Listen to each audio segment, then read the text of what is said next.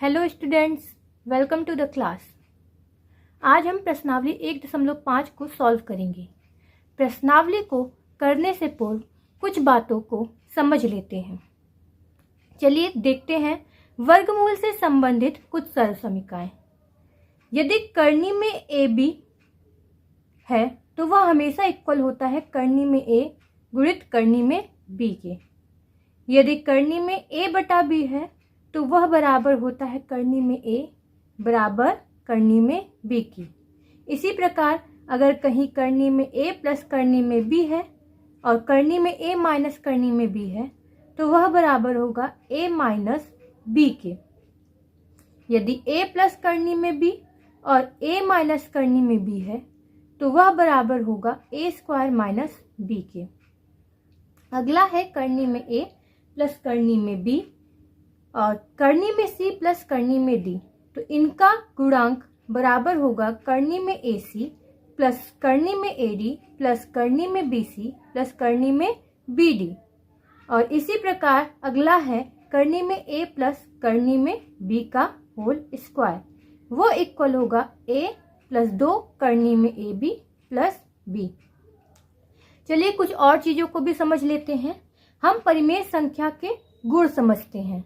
परिमेय संख्याओं के गुण योग और गुणन के लिए क्या होती हैं? पहला तो क्रम विनिमय नियम। यदि हम कहते हैं a तथा b परिमेय संख्या है तो a प्लस बी हमेशा b प्लस a के बराबर होगा, तथा अगर a गुणित b है तो वह b गुणित a के बराबर होगा। इस नियम को हम क्रम विनिमय नियम के नाम से जानते हैं। साहचर्य नियम क्या है? यदि a, b और c परिमेय संख्या है तो a plus b plus c और बराबर होगा a plus b plus c के। यानी अगर हम b और c को पहले जोड़ दें फिर a को जोड़ें, या a प्लस b को पहले जोड़ दें फिर c को जोड़ें, तब दोनों के मान तब भी क्या होंगे? बराबर। इसी तरीके से गुणन के लिए यह गुण होगा a इंटू बी इंटू सी बराबर a इंटू बी इंटू सी। तीसरा नियम है हमारा बंटन का नियम। बंटन का नियम क्या कहता है? a into B plus C is equal to a into B plus a into C. इसी तरीके से इसी का opposite b plus C into A, यानी ये हमारा बाएं पक्ष में गुणांक है, ये हमारा दाएं पक्ष में गुणांक है। तो b प्लस सी इंटू ए बराबर होगा b इंटू ए प्लस सी इंटू ए। परिमेय संख्या के गुण के बाद हम समझेंगे अपरिमेय संख्या के गुण। अपरिमेय संख्या भी योग और गुणन के क्रम विनिमय, साहचर्य तथा बंटन नियम का पालन करती है। जैसे हमारा परिमेय संख्या करता था सेम उसी तरीके से अपरिमेय संख्याएं भी हमारा उन्हीं नियमों का पालन करेंगी। परंतु परिमेय संख्या के एक दूसरा गुण कहता है कि अपरिमेय संख्याओं के योग, अंतर, भागफल व गुणनफल सदैव अपरिमेय नहीं होते हैं। ये तथ्य बहुत जरूरी है, इसे हमेशा दिमाग में याद रखिएगा। तो हम उसी पर सवाल करते हैं। देखिए प्रश्नावली 1.5 कहता क्या है? बताइए कौन सी परिमेय संख्या है और कौन अपरिमेय संख्या है। तो पहला सवाल हमारा क्या है? 2 माइनस करनी में 5। अब यह परिमेय संख्या है या अपरिमेय? हम जानते हैं कि 2 एक परिमेय संख्या है, करनी में 5 अपरिमेय संख्या है। परिमेय संख्या और अपरिमेय संख्या का अंतर सदैव अपरिमेय संख्या होता है। तो यह कैसी संख्या बनेगी? अपरिमेय संख्या। 2 माइनस करनी में 5 अपरिमेय संख्या है। अब हम इसी तरीके से दूसरा सवाल देखते हैं। दूसरा सवाल कह रहा है 3 प्लस करनी में 23 माइनस करनी में 23 कैसी संख्या है? परिमेय है या अपरिमेय? तो अगर सिर्फ 3 प्लस करनी में 23 की बात करें तो यह है अपरिमेय, और ये करनी में 23 ये भी क्या है? अपरिमेय। अब हम इस ब्रैकेट को अगर ओपन करें तो देखते हैं क्या मिलता है। 3 प्लस करनी में 23 माइनस करनी में 23, करनी में 23 माइनस करनी में 23, ये कैंसिल हो जाएगा। तो हमारे पास बचेगा क्या, 3। अब 3 कैसी संख्या है, 3 एक परिमेय संख्या है। तीसरा है 2 करनी में 7 बटे 7 करनी में 7। तो देखिए यहाँ जो अंश है, अंश कैसा है, अपरिमेय है, और हर भी कैसा है, अपरिमेय। लेकिन इन दोनों में हम सॉल्व करेंगे तो ध्यान देंगे 2 करनी में 7 बटे 7 करनी में 7, ऊपर और नीचे अंश और हर दोनों में करनी में 7 है, तो वो क्या हो जाएगा, कैंसल। तो हम इसे लिख सकते हैं 2 बटे 7। अब 2 बटे 7 पी बाई क्यू का रूप है, तो ये कैसी संख्या होगी, परिमेय संख्या। अगला है 1 बटे करनी में 2। 1 हमारा क्या है, परिमेय है, करनी में 2 क्या है, अपरिमेय। तो 1 बटे करनी में 2 कैसा होगा, अपरिमेय संख्या होगी, अपरिमेय संख्या। दूसरा सवाल देखते हैं क्या है। निम्न व्यंजकों में से प्रत्येक को सरल कीजिए। तो पहला कह रहा है 3 प्लस करनी में 3 और 2 प्लस करनी में 2। हम करेंगे क्या, इस 3 का गुणा इस 2 के साथ करेंगे, फिर इस 3 का गुणा इस करनी में 2 के साथ करेंगे।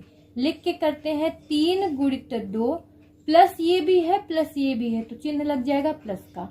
3 करनी में 2, फिर ये प्लस ये, करनी में 3 का गुणा 2 के साथ, और इसी करनी में 3 का गुणा करनी में 2 के साथ।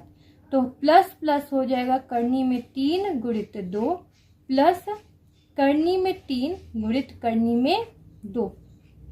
3 दूनी 6 प्लस 3 करनी में 2 प्लस करनी में 3 2, और ये इन दोनों का अंदर गुणा करेंगे, 3 दूनी 6। ये हमारा आंसर हो जाएगा। अगला सवाल देखिए क्या कह रहा है। 3 प्लस करनी में 3 और दूसरे ब्रैकेट में 3 माइनस करनी में 3।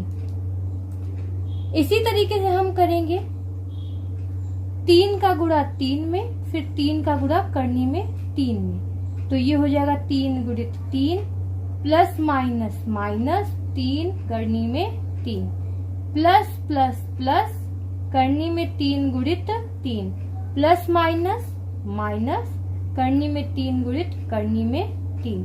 ये होगा 3 त्रिक का 9 माइनस 3 करनी में 3 प्लस 3 करनी में 3 माइनस इन दोनों का अंदर गुणा करेंगे तो हो जाएगा करनी में 3 त्रिक का 9। ये है 9। ये दोनों देखिए एक जैसे हैं और दोनों एक दूसरे साइन अपोजिट हैं। तो करनी में 9 का हमारा वर्गमूल होता है 3, तो होगा 9 माइनस 3 जो कि 6 के बराबर होगा। तीसरा सवाल देखिए क्या कह रहा है। करनी में 5 प्लस करनी में 2 का होल स्क्वायर। हमने अभी देखा था करनी में a प्लस करनी में b का होल स्क्वायर क्या होता है, फॉर्मूला हमने पढ़ा है a प्लस 2 करनी में ab प्लस b। हम इसी में रखेंगे।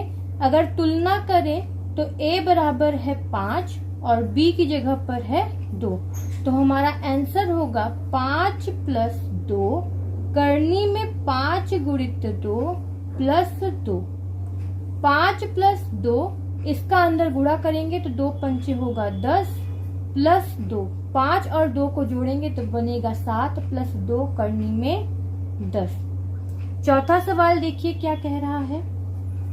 चौथा सवाल कह रहा है हमारा करनी में 5 माइनस करनी में 2 दूसरे ब्रैकेट में करनी में 5 प्लस करनी में 2।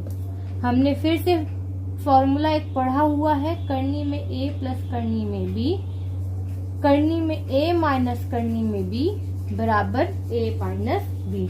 अगर तुलना करें तो यहाँ पे a बराबर कितना है 5 है और b बराबर कितना है 2, तो हमारा फॉर्मूले के अनुसार होगा 5 माइनस 2 इसका मान हो जाएगा 3। अगला सवाल हमारा क्या कह रहा है, समझते हैं।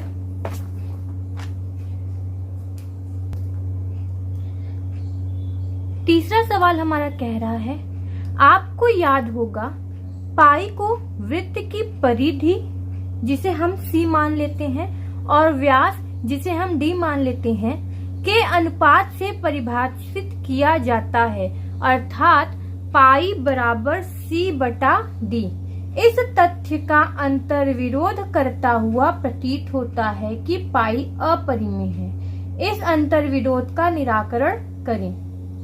सवाल समझिएगा, मतलब कहना क्या चाह रहा है ये कि जो हमारा पाई होता है वो वृत्त की परिधि और व्यास के अनुपात के बराबर होता है। क्योंकि क्या होता है, वृत्त की परिधि कितनी होती है, हम क्या जानते हैं, वृत्त की परिधि क्या है, 2πr, और वृत्त का व्यास क्या है हमारा, वृत्त का व्यास है 2r। तो अगर हम यहाँ पर ध्यान दें तो पाई क्या हो जाएगा, वृत्त की परिधि बटे वृत्त के व्यास के बराबर होगा। यहाँ दोनों से 2r कैंसिल हो जाएगा। तो ये बात तो कहने के लिए सत्य है, लेकिन यहाँ कह क्या रहा है कि इस तथ्य का अंतर विरोध करता है कि यह अपरिमेय संख्या है। हम जानते हैं पाई एक अपरिमेय संख्या है, लेकिन अगर हम वृत्त की परिधि बटे वृत्त का व्यास कहते हैं तो यह इस बात का विरोध करता है। तो इस अंतर विरोध का निराकरण आप किस प्रकार करेंगे, तो जो हम लिखेंगे या हमारा जो सॉल्यूशन होगा वो किस तरीके से होगा। देखिए, यह इसका अंतर विरोध नहीं करता है।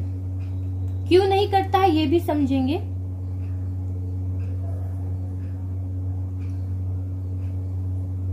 क्योंकि जब हम किसी भी स्केल से मापते हैं लंबाई को, तो सन्निकटन हम उसका परिमेय संख्या का मान ही प्राप्त करते हैं। जैसे हम 1, 2, 3, 4 यही कुछ नंबर मिलेंगे। यहाँ पर अपरिमेय संख्या प्रदर्शित नहीं हुई रहती है स्केल पर, तो हम क्या लिखेंगे, क्योंकि स्केल से लंबाई मापते हुए हमें सन्निकट परिमेय मान या संख्या प्राप्त होता है, जिससे ये पता चलता ही नहीं कि ये परिमेय है या अपरिमेय, जिससे यह पता नहीं चलता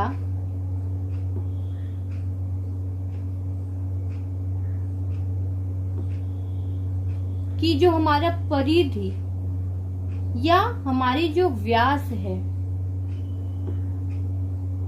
वो अपरिमेय है। चलिए हम चौथे सवाल पर चलते हैं। हमारा कह रहा है क्या, हर का परिमेयकरण कीजिए, हर का परिमेयकरण कीजिए। हमारा पहला सवाल क्या है, 1/करनी में 7। तो परिमेयकरण क्या होता है, सबसे पहले हम ये समझ लेते हैं। जब हम परिमेय संख्या को देखते हैं तो इसमें अंश होता है और बटे में हर होता है। तो जब हर एक वर्गमूल संख्या हो, यानी ये हमारा करनी के अंदर हो, तो उसको हम परिमेयकरण करने के लिए उसी संख्या का ऊपर नीचे गुणा करते हैं। कैसे करते हैं, यदि अगर हमें इसका परिमेयकरण करना है तो करनी में 7 नीचे है, हम करनी में 7 का नीचे और करनी में 7 का ऊपर गुणा कर देते हैं। तो 1 का गुणा अगर करनी में 7 होता है तो करनी में 7 बनता है, और करनी में 7 का गुणा करनी में 7 होता है तो वो 7 बन जाता है। इसी तरीके से ये हमारा क्या बना, परिमेयकरण, हर का परिमेयकरण। दूसरा सवाल है क्या, 1/करनी में 7 माइनस करनी में 6। करनी में 7 माइनस है और करनी में 6 है, तो हम इसका परिमेयकरण करने के लिए 1/, करनी में 7 माइनस करनी में 6 में इसके संयुग्मी का गुणा ऊपर नीचे करेंगे। संयुग्मी क्या होता है? जब करनी में 7 माइनस करनी में 6 हो या करनी में a प्लस करनी में b का रूप हो, तो जब माइनस हो तो उसे क्या कर देते हैं? प्लस। बाकी नंबर्स वही रहते हैं। इसी को ऊपर नीचे दोनों साइड गुणा करते हैं। अब 1 का गुणा अगर करनी में 7 प्लस करनी में 6 में हो तो वही आता है, लेकिन जब इस तरीके से a प्लस बी और a माइनस बी हो तो ये बनता है 7 माइनस 6, क्योंकि हम जानते हैं करनी में a प्लस करनी में b, करनी में a माइनस करनी में b बराबर होता है a माइनस b। हम इसी फॉर्मूले का यूज कर रहे हैं। ये बना 7 माइनस 6। आंसर आया करनी में 7 प्लस करनी में 6 बटे 7 में से 6 गया 1। यही हमारा आंसर होगा। दूसरा क्या है? 1/, करनी में 5 प्लस करनी में 2। और इसी का चौथा सवाल है हमारा 1/, करनी में 7 माइनस 2। अब ये 2 सवाल आपके लिए होमवर्क में है। आपको परिमेयकरण करना बताया ही गया है, उसी प्रकार से आप सॉल्व कीजिए। आज के लिए इतना ही। यह प्रश्नावली होता है समाप्त। अगर वीडियो पसंद आए तो लाइक कीजिएगा और चैनल को सब्सक्राइब कीजिएगा।